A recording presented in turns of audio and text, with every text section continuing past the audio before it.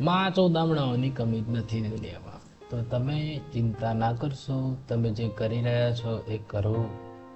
અને જે પૂછી રહ્યા છે કે આ બધી બકચોદીઓ કેમ કરો છો, તો કે તને શું લોડા, એમ કહીને ચાલુ રાખો.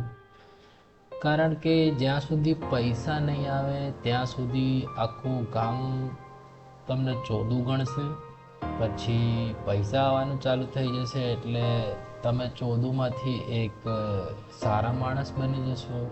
ઓર પૈસા આવશે તો સ્માર્ટ અને ઇન્ટેલિજન્ટ બી બની જશે એમના માટે. જેમ પૈસા આવતા હશે એ લોડાઓના શબ્દો બદલાઈ જશે, જે તમને એવું કહેતા હતા કે આ માણસ તો ચોદું છે.